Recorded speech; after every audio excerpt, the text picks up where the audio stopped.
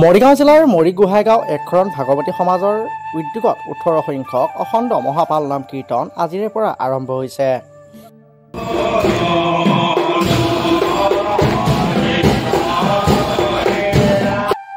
শতাধিক ভক্তবান ৰাইজৰ অংশগ্ৰহণ অখণ্ড মহাপাল নাম কীৰ্তনত। কৃষ্ণৰাম আটা শাখাৰ মৰিগোহাঁইগাঁও বৰনামঘৰ প্ৰাংগণত অনুষ্ঠিত হোৱা অখণ্ড মহাপাল নাম কীৰ্তনলৈ অসমৰ লগতে জিলাখনৰ বিভিন্ন শাখাৰ পৰা আই মাতৃ বাপ বান্ধৱসকল উপৰিও যুৱক যুৱতীসকলৰ আগমন ঘটা পৰিলক্ষিত হয়।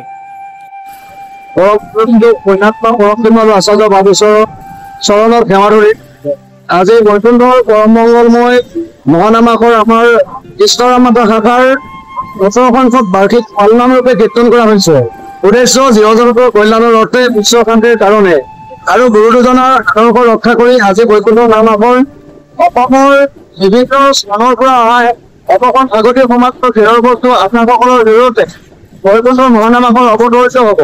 সেয়ে আমি তেখেতৰ চৰণৰ সেৱা ধৰিলো। তেওঁলোকৰ শ্ৰীমুখে বৈকুণ্ঠ মহানামাকৰ কীৰ্তন হ'ব।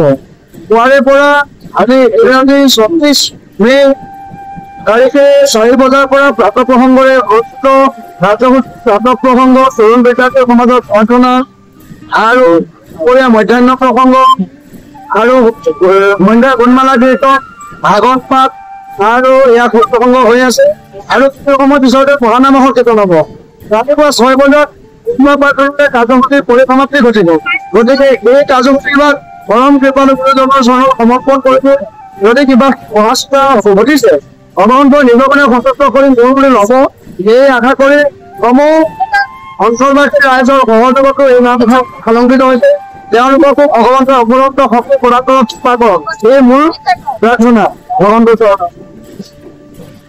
মৰিগাঁও জিলাৰ মৰিগোহাঁইগাঁৱত অনুষ্ঠিত হোৱা এই মহাপাল নাম কীৰ্তন ভাগে এইবাৰ 18 বছৰত ভৰি দিলে। প্ৰতি বছৰে অনুষ্ঠিত হোৱা এই কীৰ্তনত জিলাখনৰ লগতে অসমৰ বহু শতাধিক ভক্তবান ৰাইজ একত্ৰিত হয়। মৰিগোহাঁইগাঁও বৰনামঘৰ প্ৰাংগণত অনুষ্ঠিত হোৱা কীৰ্তন বহু উলহ মালহেৰে প্ৰতি বছৰে একশৰণ ভাগৱতী সমাজৰ দ্বাৰা অনুষ্ঠিত হৈ আহিছে।